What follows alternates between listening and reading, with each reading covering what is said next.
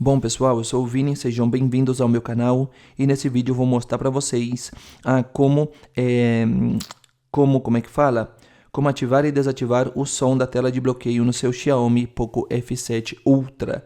Primeiro a gente vai entrar no ícone de configurações, vai descer para baixo até a opção de sons e vibração, desce até a opção de configurações adicionais e aqui temos a opção aqui embaixo, reproduzir som ao bloquear dispositivo aqui, ó, tá vendo? Então aqui é o som da tela de bloqueio que você pode desativar e ativar por aqui, beleza? Basicamente esse é o vídeo, rapaziada. Se eu te ajudei, não esqueça do like, deixe seu comentário aqui embaixo e se for possível, se inscreva no canal para mais vídeos.